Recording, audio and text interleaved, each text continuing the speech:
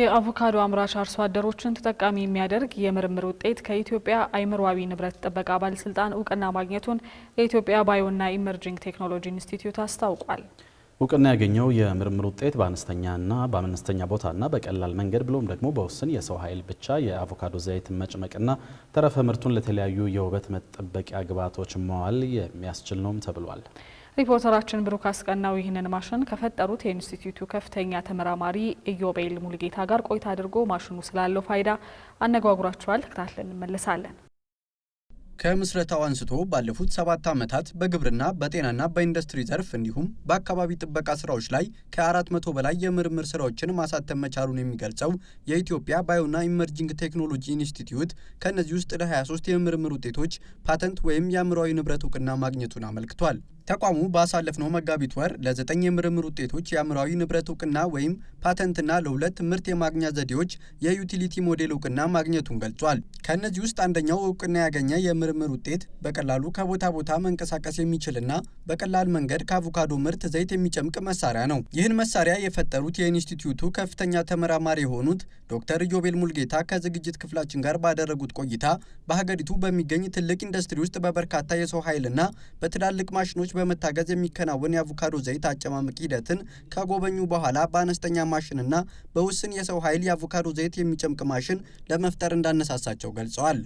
ያንን ለምን በአነስተኛ ደረጃ በስሞል ስኬል የኛ ገበሬዎች የአቮካዶ አምራች ገበሬዎች ለምን ተጠቃሚ አይሆኑ የሚለው ሐሳብ ስለመጣልኝ ያንን እዛ ፋብሪካ ውስጥ ያየነውን የአጨማመቅ ዘዴ በላቦራቶሪ ውስጥ ከሞከርነው በኋላ ከፍ ባለ ደረጃ ደግሞ በፓይለት ስኬል ሞክረነው ዘይቱን መጭመቅ ችለናል ማለት ነው። መጭመቂያ ማሽኑ በቀላሉ በሀገር ውስጥ ከሚገኙ የብረትና የአልሙኒየም ቁሳቁሶች የሚሰራ ነው ያሉት ተመራማሪው የሚጨመቀው ዘይትም ለጤና ጠቃሚ የሆነና በውስጡ ምንም አይነት የኬሚካል ውህድ የሌለው ተፈጥሯዊ የአቮካዶ ዘይት መሆኑ በላቦራቶሪ ምርመራ ተረጋግጦ ከሚመለከተው አካል እውቅና ማግኘቱን ገልጸዋል። እንዲሁም ተረፈ ምርቱ ለሰውነት ቆዳ እንክብካቤና ለውበት መጠበቂያ ግብዓቶች የሚውሉ ሳሙናዎችን ለማምረት እንደሚውል ነው የሰማነው። በተለይ ሀስ ከተሰኘው የአቮካዶ ዝርያ ከ100 ኪሎ ፍሬ እስከ 8 ሊትር ዘይት ማግኘት እንደተቻለ የጠቆሙት ተመራማሪው ይህም ምርቱን ብቻ ከመሸጥ ወደ ዘይት ቀይሮ መሸጥ ከ50 ከመቶ በላይ ተጨማሪ ትርፍ እንዳለው አስረድተዋል። አቮካዶ ዋጋ ከጊዜ ወደ ጊዜ ይጨምራል። ወቅታዊ ነው። ምርቱ በጣም በብዛት በሚገኝበት ጊዜ ዋጋው ይቀንሳል። ምርቱ ሲቀንስ ደግሞ ዋጋው ይጨምራል።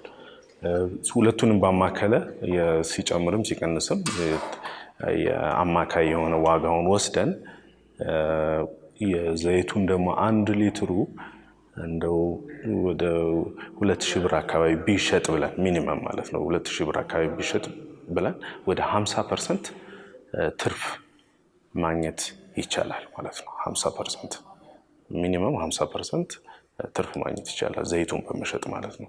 በመሆኑም የፈጠራ ውጤቱ የአቮካዶ ድህረ ምርት ብክነትን ለማስቀረት እንዲሁም የአቮካዶ አምራች አርሶ አደሮች ምርታቸው ላይ እሴት ጨምረው ለገበያ በማቅረብ ገበያቸውን እንዲያሳድጉ የሚያግዝ ነው ተብሏል። የሀገር የአቮካዶ አምራች ገበሬዎች በቀጥታ ተጠቃሚ አይደሉም። ምርታቸውን በአነስተኛ ዋጋ ለገበያ ያቀርባሉ። ስለዚህ ለምን እነሱ ገበያቸውን አሻሽሉም እሴት ጨምረውበት ዝም ብሎ እንዳለ ፍሩቱን ገበያ ላይ ከሚያቀርቡ ዘይት ጨምቀው ወይንም ጭማቂውን ደግሞ ወደ ሌላ ምርት ቀይረው ወደ ኮስሞቲክስ ወይ ውበት መጠበቂያ ነገሮች ቀይረው ለምን ተጠቃሚ አይሆኑ የሚለው አንደኛው ሲሆን፣ ሌላው ደግሞ ምርት ወቅታዊ ነው። በአመት 2 ጊዜ ነው አቮካዶ የሚሰበሰበው። በብዛት ከተመረተ በኋላ የተወሰነውን ተጠቅመው አብዛኛው የሚበላሽ ነው። አቮካዶ ደግሞ በባህሪው ፐሪሸብል የሆነ ፍሩት ነው፣ ቶሎ የሚበላሽ ነው። በአጭር ጊዜ ውስጥ ወደ ሌላ እሴት ተጨምሮበት ወደ ሌላ ምርት ካልተቀየረ ይበላሻል። ያም ቆሻሻ ሆኖ አፈርን ውሃን የመበከል ዝንባሌ ያለው። እንዲሁም የምርምር ውጤቱ ለስራ ዕድል ፈጠራ ከፍተኛ አስተዋጽኦ እንደሚኖረው የተናገሩት ተመራማሪው አቮካዶ በሚመረትባቸው አካባቢዎች የሚገኙ ወጣቶችን በማደራጀት አስፈላጊውን ስልጠና በመስጠትና ማሽኑን በማቅረብ ለወጣቶች የስራ ዕድል ለመፍጠር እየተሰራ መሆኑን ጠቁመው እስካሁንም 4 ኢንተርፕራይዞችን እንደመነሻ መፍጠር መቻሉን አመልክተዋል። ወደ 30 የሚጠጉ ወጣቶች 15 ሴቶችና 15 ወንዶችን በሁለት ክልሎች በሲዳማ ክልልና በደቡብ ምዕራብ ክልል አሰልጥነን በአጠቃላይ 4 ማሽን ሰጥተን ስራ ለመጀመር በዝግጅት ላይ ናቸው። ስለዚህ ወደ 4 የሚሆን ኢንተርፕራይዞችን እንደመነሻ መፍጠር ችለናል ማለት ነው።